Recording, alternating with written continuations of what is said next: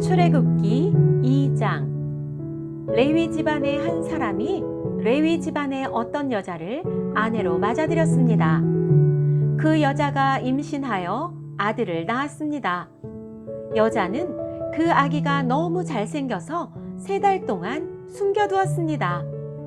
하지만 3달이 지나자 더 이상 아기를 숨길 수 없었습니다. 그래서 여자는 파피루스 상자를 가져다가 역청과 나무 진을 칠해서 물에 뜰 수 있게 만들었습니다. 그런 다음에 아기를 그 상자 안에 넣고 상자를 나일 강가의 큰 풀들 사이에 두었습니다. 아기의 누이가 얼마쯤 떨어진 곳에서 그 아기에게 무슨 일이 생길까봐 지켜보고 있었습니다. 그때 파라오의 딸이 목욕을 하려고 강으로 나왔습니다. 공주의 몸종들은 강가를 거닐고 있었습니다. 공주가 큰 풀들 사이에 있는 그 상자를 보고는 몸종을 시켜 그 상자를 가져오게 했습니다.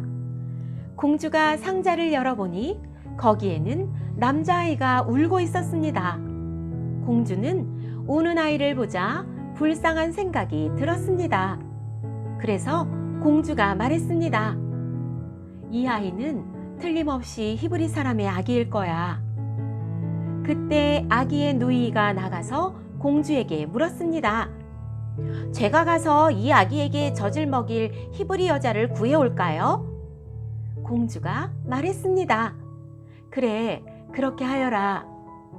그래서 아이의 누이는 가서 아이의 어머니를 데리고 왔습니다. 공주가 그 여자에게 말했습니다. 이 아기를 데려가서 나를 위해 젖을 먹여주면 내가 그 싹을 주겠다. 그래서 여자는 그 아이를 데려가서 젖을 먹였습니다. 아이가 자라나자 여자는 아이를 공주에게 데리고 갔습니다. 공주는 아이를 자기 아들로 삼았습니다. 공주는 그 아이를 물에서 건져내었다 해서 그 아이의 이름을 모세라고 지었습니다. 세월이 흘러 모세는 자라 어른이 되었습니다. 어느 날 모세는 자기 백성인 히브리 사람들을 찾아갔습니다. 모세는 그들이 힘들게 일하는 모습을 보았습니다. 또 어떤 이집트 사람이 자기와 같은 백성인 히브리 사람을 모질게 때리는 것을 보았습니다. 모세는 주변을 살펴서 아무도 없음을 보고 그 이집트 사람을 죽인 뒤에 그 시체를 모래에 파묻었습니다.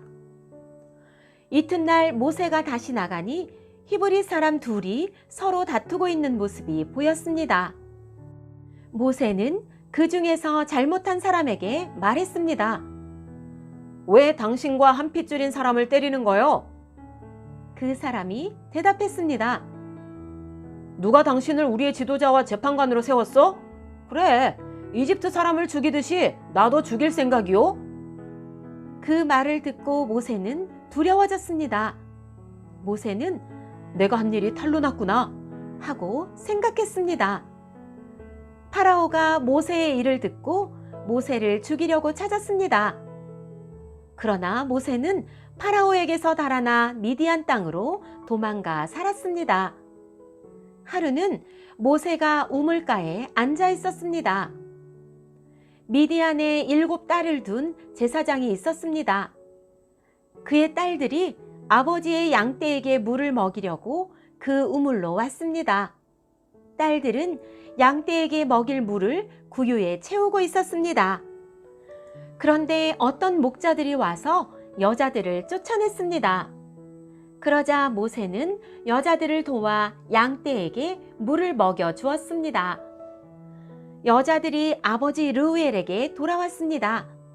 르우엘이 딸들에게 물었습니다. 오늘은 어떻게 이렇게 일찍 돌아왔느냐? 여자들이 대답했습니다.